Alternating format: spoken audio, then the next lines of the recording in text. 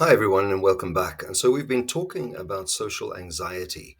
And before I carry on with that, let me just once again apologize for the audio quality. I'm not 100% sure exactly why it's happening. I do have an extension microphone, but there appears to be a bit of a problem. So I do apologize for that. It's not my usual standard of audio. But don't let that make you anxious. Social anxiety is something that is a factor in society these days. I feel that the COVID crisis played a huge role in it. There are various other things that link into it, such as bullying and so forth. And do have a look at my videos where I tackle the bullying pandemic. Um, but I gave you three things that you can do about social anxiety last time. And I want to look at another three this time as well. First one that I'm going to give you, which will actually be number 4 on the list, is to actually write down a list of anxiety triggers, the things that actually make you anxious. So now I do this with my clients very often, where I get them to write down a list, and it can be as many as 10 things, sometimes as 2 or 3, and to give them a number value out of 10. 10 out of 10 being it's absolutely freak out, and that pushes you right over beyond anxiety into panic, and number 1 being just a little bit of jitters there. And so you give it a ranking there. So write down how each social situation makes you feel in terms of anxiety. For instance, you might say going to a party. I'm starting school for the first time. I'm going to a new workplace. I'm going to a festival where there's going to be loads and loads of people. Going to a concert. Going to a cinema where you're going to sit in the darkness with strangers around you watching a movie. For some people, this can be an issue. Going to a restaurant, eating in public is one that I'm finding is coming up quite a bit as well.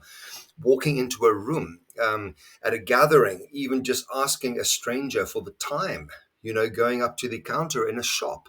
A lot of people, for a lot of people, these are high anxiety moments. Write down on a piece of paper what you think will what you give that particular thing out of 10, but also what do you think could possibly go wrong? Why does it make you anxious? And how would you rather feel in that situation? How would you like to feel when you're in that position? Number 5, don't focus on yourself all the time. Now, that doesn't mean you're selfish if you do. I'm not saying that at all. I am saying sometimes we are so focused on our own inner dialogue and what's going on in our own heads that we make ourselves anxious. We talk ourselves into anxiety. And there was a great teacher from Israel, in fact, many centuries ago, who once said, "I think myself happy." You think yourself into a state of happiness, you can think yourself into anxiety, you can think yourself into a panic attack. And so sometimes we focus on ourselves, and our own inner voice can be our worst enemy. In fact, if you talked about other people the way you talk to yourself, you would have no friends left. Everyone is going to be looking at me when I walk into the room. It's a common thing. When has that ever happened? When you're sitting in a crowded room and somebody else walks in, you might just look up and see who's walked in and then carry on with your conversation. You've never seen a situation where the room goes hushed and everyone points at that person and goes, "Oh my word, look at what they're wearing, look at their hairstyle, look at this, look at that." No one ever does that. It's just not what happens, because you also need to be aware that you'll always be sitting with any number of other people that are also a little bit anxious, and they're not going to be doing to you what they don't want to have done to them. Stop focusing on yourself and what other people are thinking of you. Focus on other people. Be present in the moment, that's being mindful, and make some genuine connections, because if you're constantly sitting there being worried about what people are thinking of you, you're never ever going to enjoy the conversation and let other people feel good about themselves. And the last one for today is adopt a healthier lifestyle to reduce anxiety. Your mind and your body are linked. And if your body's in good condition, the chances are your mind will follow, because you must understand that our body is so central to so much of what we do, that if we're not capable of doing something with our body, our mind starts to see ourselves as a loser or as somebody that's incapable, and that can trigger anxiety levels. And you're not a loser, and you're not incapable. That's not who you are. It's just that there are certain things that you can and can't do. Making small lifestyle changes can help you improve your self confidence and your ability to cope in anxiety situations. Avoid or limit your caffeine intake. For instance, I drink a lot of coffee, but I don't drink much after 12 o'clock every day because I know that that will actually start to compound. By the evening, I can have the jitters and I'll struggle to fall asleep. But in the morning, I find it does invigorate me. I find it does energize me.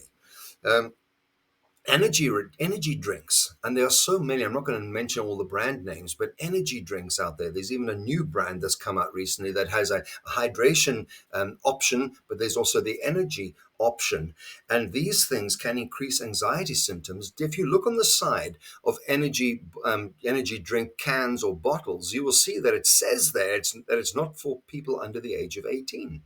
And so that's because the people that create these things, they themselves know how very dangerous they are and how they can overstimulate young minds. But as adults as well, we've got to be careful because those things are loaded with taurine and caffeine. And these are things that will boost your energy levels, but also they might make you hyper. And when you become like that, they boost your heart rate. And that's when anxiety starts to come in. You start to overthink things. Make physical exercise a priority in your day. Always try to be active at some point. Even taking a brisk walk during lunchtime is a great way to do that. Alcohol should only be drunk in moderation because it can cause anxiety. Smoking causes huge anxiety. It's a massive irritation to the body because as soon as you're taking something into your body, and this goes for vaping as well, your body reacts to it because your body wasn't created to have that in it. Smoking, vaping, your body wasn't created to have that in your lungs. Only air is supposed to go into your lungs. So all of these have trigger effects on bad health and anxiety. Drink plenty of water. I've got a big a big bottle of water right next to me there. I was going to say a canister. It almost is. And drink plenty of water, stay hydrated, and try to get good quality sleep. When you're sleep deprived, you become more vulnerable to anxiety. And I know that one. I've had struggles with anxiety in the past, and my sleep patterns haven't always been that great. I tend to get about 5 hours sleep a night, which isn't enough. But I try, if I can't have a long sleep, at least have a good sleep. New research suggests that sleep deprivation can cause an anxiety disorder. And that's when you've got kids staying up till late with screens in front of them, mobile phones, tablets, and also gaming devices. And so these things add to anxiety. Gaming adds to anxiety in a very, very big way. Okay, I'm going to be back with part 3 and we'll wrap it all up then. If you want to make contact with me through my website, paddyvenner.com, you're most welcome to do that. I do Zoom calls. I do consultations via Zoom, but also in person. Okay, so good to have you with me, and I'll catch you again soon. Goodbye.